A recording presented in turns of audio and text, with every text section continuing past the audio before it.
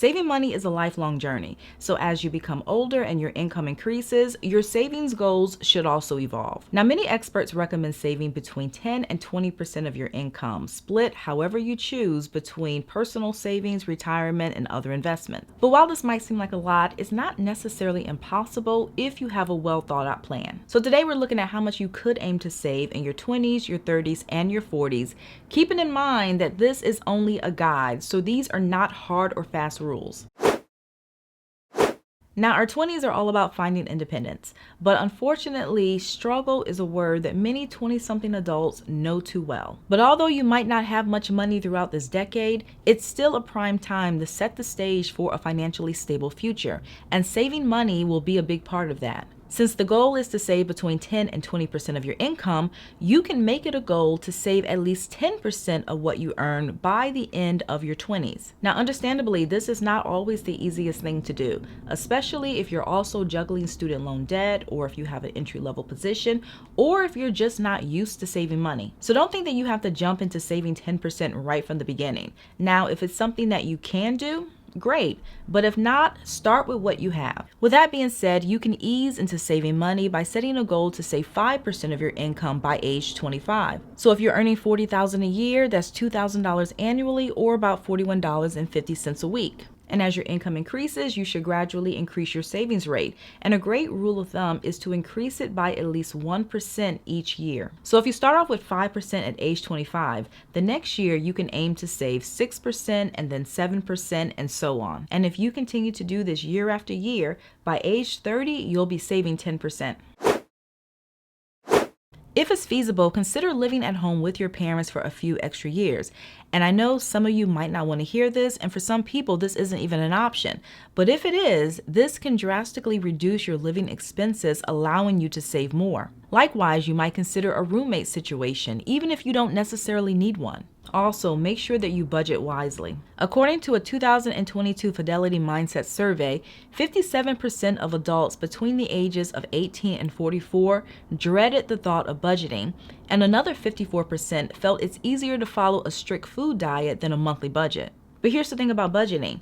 It not only helps you save on a consistent basis, it's also something that becomes easier the more you do it. So the earlier you start, the better. Another thing you can do, especially if you're not disciplined, is to set up automatic transfers from your checking account to your savings or investment accounts each pay period. And if your employer offers a 401k match, make sure you contribute enough to maximize this benefit. This is free money, plus whatever match you receive counts toward your savings rate. And something else that's also crucial in your 20s is learning how to practice self-denial. And if you notice, I said denial, not deprive. Even though it's perfectly okay to treat yourself, it's also important to have financial discipline, because having this is the only way you're going to avoid excessive spending.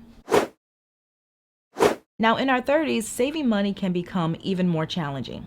Although we might earn more, we tend to also have more commitments in this decade. We might start or grow our families, move into more expensive housing, or buy more expensive cars. However, this is the age when it's crucial to ramp up your savings efforts. Now, ideally, you want to enter your 30s already saving 10%, with the goal of getting up to 15% by your late 30s or age 40. And to do this, you should continue using the suggestion of increasing your savings by at least 1% every year, or in this case, every other year. So if you're saving 10% at age 30, you can set a goal to save 11% by age 32, and then 12% by age 34, and then keep it going.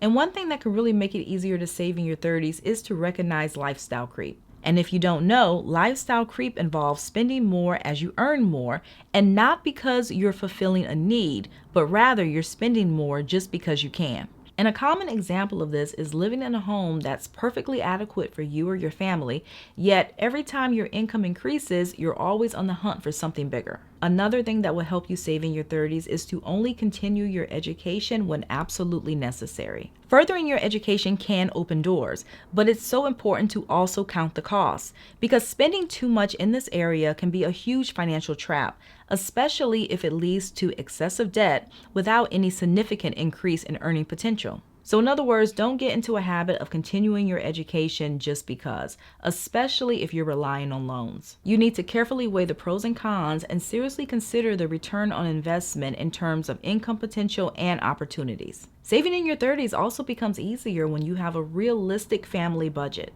And obviously, this tip isn't only specific to 30-year-olds.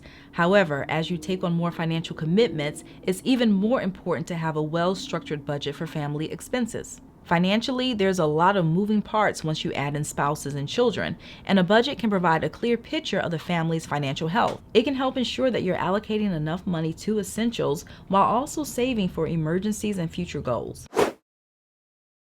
For some people, their 40s is a critical period for retirement savings. It's a good time to possibly max out contributions to a retirement account or even play catch up, so the more you're able to put away each month, the better. Now, as you start this decade in life, if you aren't already, you can set a goal to save at least 20%. But like your 30s, increasing your savings rate during your 40s can also be a challenge. For many people, family life is in full swing. You'll have some who are still raising children.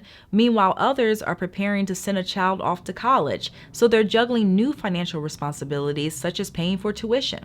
And as your career progresses, your income might also hit a new high, meaning that it becomes a lot easier to satisfy some of your wants. So there's still the challenge of striking a balance between enjoying the present and preparing for the future, while also keeping a close eye on lifestyle inflation.